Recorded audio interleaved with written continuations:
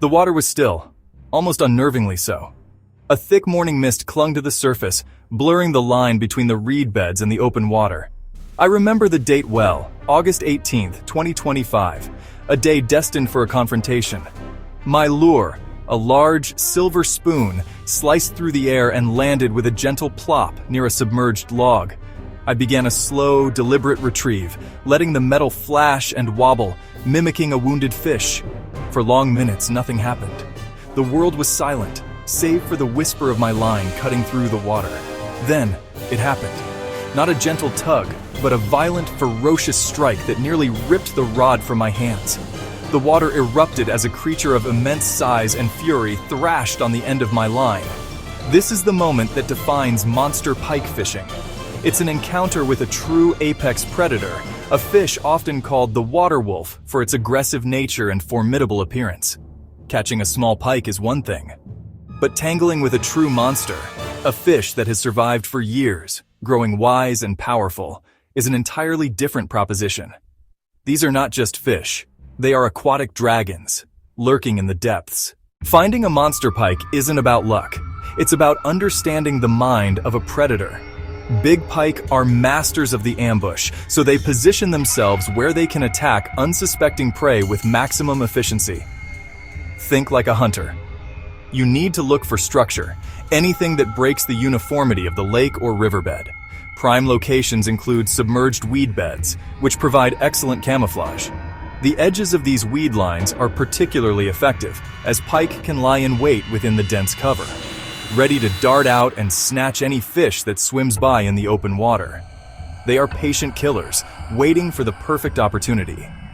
Another key feature to look for are drop-offs. These are underwater cliffs where the depth changes suddenly. Larger pike love to patrol these ledges, using the change in depth to their advantage. They can lurk in the deeper, darker water, looking up towards the shallower areas where smaller fish often feed. A bait fish swimming innocently along the edge of a drop-off is an easy meal for a large pike waiting below. In rivers, the principles are similar, but you must also account for the current. Big pike will avoid fighting the main flow of water constantly, as it expends too much energy. Instead, they seek out areas of slack water known as eddies, which form behind large rocks, bridge pilings, or fallen trees. These spots provide a perfect resting and ambush point. Once you have identified the likely lairs of a monster pike, you need to present it with an offer it cannot refuse. Big pike have big appetites, and they are not interested in chasing tiny snacks. They need a substantial meal to justify the energy of an attack. This is why large lures and baits are essential. One of the most effective and classic choices is a large spoon. The wide, wobbling action of a big silver or gold spoon perfectly imitates a struggling or dying baitfish, sending out flashes of light and vibrations that a pike can detect from a great distance. It's a simple yet deadly presentation that has been fooling big pike for generations. Another fantastic option is the swim bait. Modern swim baits, especially the larger multi-jointed versions, are incredibly realistic. They mimic the swimming action of fish like perch, roach, or small trout so perfectly that a pike can be easily tricked into thinking it's the real thing. Soft plastic swim baits with a paddle tail are also excellent, as the tail creates a thumping vibration in the water. For those who enjoy a more active, hands-on approach, the jerkbait is a top contender. These lures do not have much action on their own. You create the action with sharp twitches or jerks of your rod tip.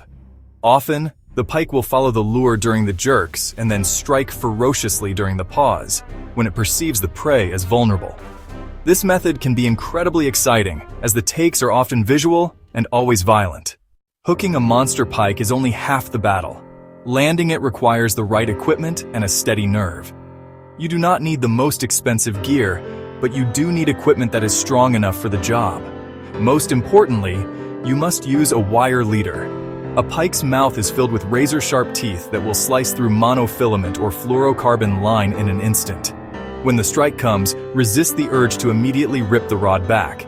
Instead, reel down to remove any slack in the line. Point the rod tip towards the fish, and then perform a long, sweeping hook set. Once the fight is on, maintain steady pressure at all times. If you give the fish any slack, it will use the opportunity to shake its head and throw the hook. Finally, Landing and handling these fish requires respect and care. Use a large rubber-meshed landing net to safely secure the fish once you have tired it out. Hold the fish gently in the water until it regains its strength and swims away powerfully. The greatest reward is not just catching a monster, but ensuring it survives to fight another day. So go out there, be safe, respect the creature, and enjoy the thrill of the hunt.